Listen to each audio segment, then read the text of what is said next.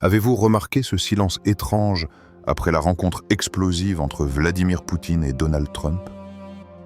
Un silence qui n'a rien d'ordinaire.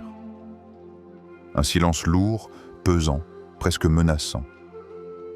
Car derrière ces sourires officiels et ces poignées de main calculées, il y a peut-être la tempête la plus violente que l'Ukraine ait jamais connue. Les caméras n'ont montré que des images banales. Deux dirigeants face au flash, deux discours soigneusement calibrés. Mais ce qui n'a pas été dit, ce qui n'a pas filtré, c'est peut-être là que réside la véritable bombe. Les stratèges le savent. Souvent, ce n'est pas le communiqué final qui importe, mais les regards, les silences, les non-dits. Et depuis ce sommet, le monde entier sent que quelque chose a changé. Quelques heures plus tard, les premiers signes sont apparus. Les frappes russes se sont intensifiées, plus violentes, plus ciblées, comme si le Kremlin avait décidé de montrer, sans attendre, qu'il ne reculera devant rien. Les lignes du front tremblent, les sirènes retentissent plus souvent, et une question brûle toutes les lèvres. Zelensky pourra-t-il encore tenir? Imaginez un pays déjà à bout, ses ressources épuisées, sa population lassée par des mois de guerre sans fin. Chaque missile qui s'abat sur Kiev, Kharkiv ou Mariupol est plus qu'une attaque militaire. C'est un message psychologique. Moscou frappe pour briser la résistance morale autant que les infrastructures. Alors, cette rencontre entre Poutine et Trump a-t-elle ouvert une brèche? Est-ce un simple hasard ou une manœuvre calculée? Et surtout, que cache ce silence qui glace les chancelleries occidentales? Car parfois, ce qui précède la tempête est encore plus inquiétant que la tempête elle-même. La réunion entre Poutine et Trump a pris fin dans une atmosphère lourde, presque suffocante. Les deux hommes se sont quittés avec des sourires crispés, des phrases convenues et des promesses vagues. Officiellement, rien n'a filtré. Aucune déclaration fracassante, aucun accord signé, aucun détail concret. Pourtant, à peine les portes closes et les caméras éteintes, un nouveau chapitre de la guerre en Ukraine semblait déjà s'ouvrir. Car sur le terrain, les faits parlent d'eux-mêmes. Les bombardements russes se sont intensifiés. Des drones frappent désormais des infrastructures stratégiques bien au-delà de la ligne de front. Des villes jusque-là relativement épargnées sont à nouveau plongées dans l'obscurité après des coupures massives d'électricité. Les analystes militaires le confirment. L'intensité des attaques a atteint un niveau inédit depuis des mois. Ce n'est plus une simple pression militaire. C'est une démonstration de puissance, presque une provocation. Pourquoi cette escalade précisément maintenant? Les observateurs s'interrogent. Est-ce une coïncidence? Ou bien le signe que le Kremlin a perçu une opportunité après cette rencontre avec Trump? Certains avancent que Poutine a voulu envoyer un message clair au monde. Quoi qu'il se soit dit derrière ces portes closes, la Russie ne négociera jamais dans une position de faiblesse. Chaque frappe est un avertissement. Chaque missile est une déclaration silencieuse. Et au milieu de ce tumulte, l'Ukraine encaisse. Les civils paient le prix fort, les infrastructures s'effondrent, et le sentiment d'insécurité s'étend jusque dans les capitales européennes.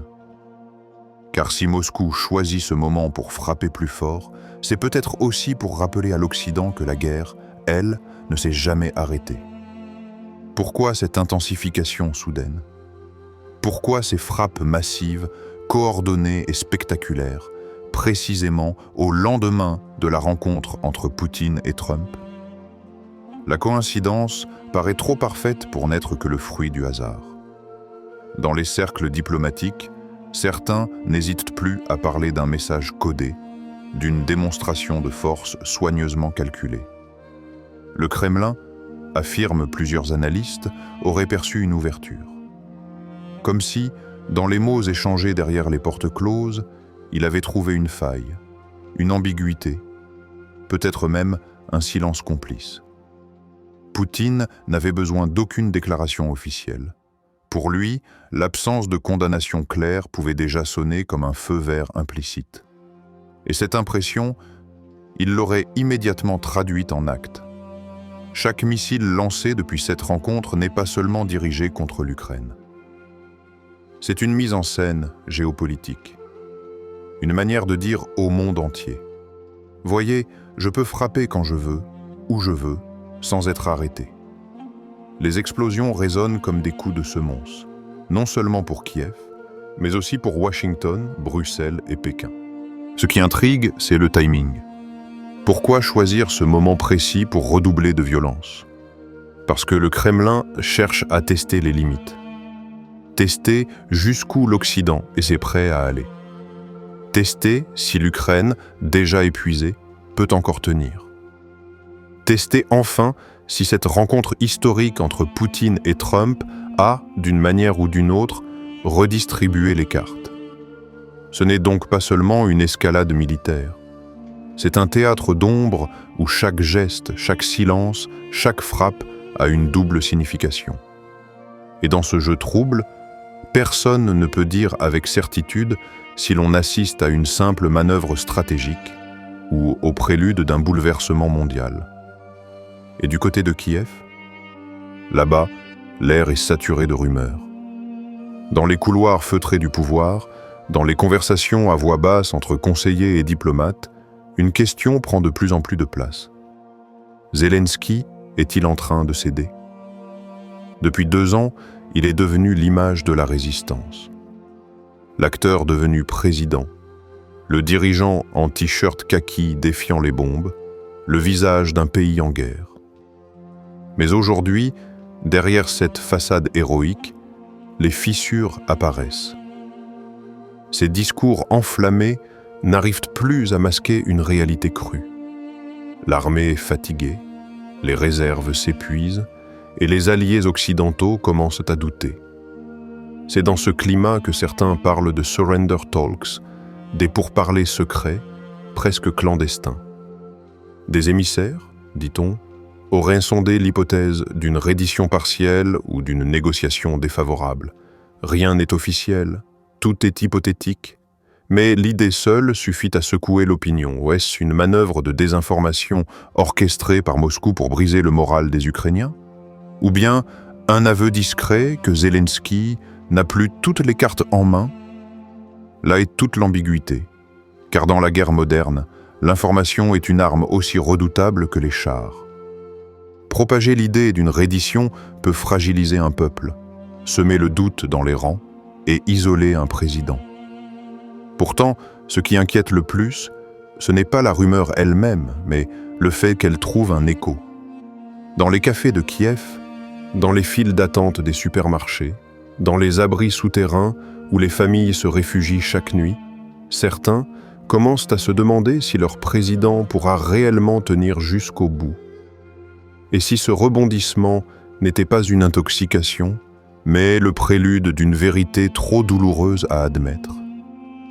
Au-delà des discours politiques, des accords secrets et des alliances mouvantes, une vérité brutale s'impose.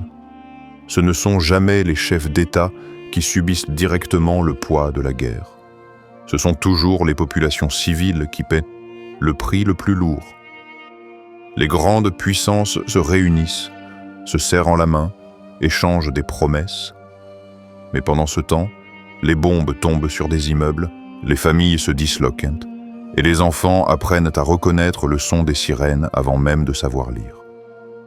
La rencontre entre Poutine et Trump pourrait n'être en apparence qu'un symbole diplomatique, une photo de plus dans l'album des relations internationales.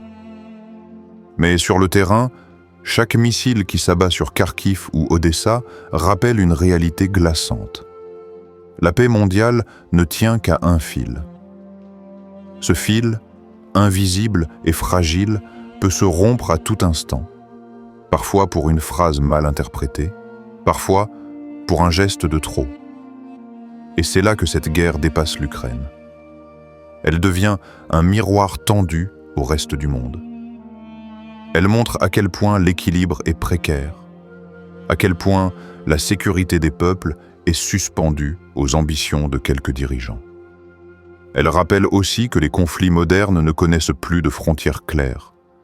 Une cyberattaque peut plonger une capitale européenne dans le noir, une crise énergétique peut paralyser des millions de foyers, une désinformation peut briser la confiance d'un peuple entier. Au fond, chaque missile lancé est plus qu'une arme militaire. C'est un avertissement adressé à l'humanité. Un rappel que la paix, que nous croyons acquise, est en réalité l'exception. Et que lorsqu'elle est brisée, ce sont les plus innocents qui en portent les cicatrices pour toujours. Alors que la tension atteint son paroxysme, l'Ukraine se trouve face à une décision cruciale. Continuer à résister, coûte que coûte, ou céder sous la pression écrasante d'un ennemi implacable. Chaque jour qui passe rapproche le pays d'un point de bascule. Les tranchées sont remplies de soldats à bout de force. Les villes vivent au rythme des coupures d'électricité et des alertes aériennes. Et les dirigeants occidentaux, bien qu'encore présents, montrent des signes de lassitude. L'avenir semble suspendu, comme une corde tendue prête à céder. Mais cette bataille n'est pas seulement celle de l'Ukraine. Elle est le reflet d'un affrontement plus vaste, une lutte invisible entre les nations qui cherchent à préserver leur souveraineté et les grandes puissances qui redessinent le monde selon leurs propres intérêts. À travers Kiev, c'est Varsovie, Berlin, Paris, mais aussi Pékin et Washington qui se regardent. Car si l'Ukraine tombe, quel signal sera envoyé aux autres nations qui rêvent d'indépendance ou craignent l'expansion de leurs voisins? Dans ce jeu d'ombre et de stratégie, rien n'est figé. Aujourd'hui, les rumeurs de reddition agitent les esprits. Demain, un retournement imprévu pourrait raviver l'espoir ou plonger encore plus profondément dans le chaos. Les cartes changent de main sans cesse, les alliances se modifient dans le secret, et personne ne sait quel coup sera joué ensuite. Une certitude pourtant demeure. Ce qui se joue à Kiev dépasse largement ses frontières. L'Ukraine est devenue le théâtre d'un affrontement planétaire, une partie d'échecs où chaque pion sacrifié peut déclencher un cataclysme. Et dans ce tumulte, une question persiste, obsédante, suspendue dans l'air comme une menace. Jusqu'où les nations sont-elles prêtes à aller pour défendre leur souveraineté? Et à quel prix?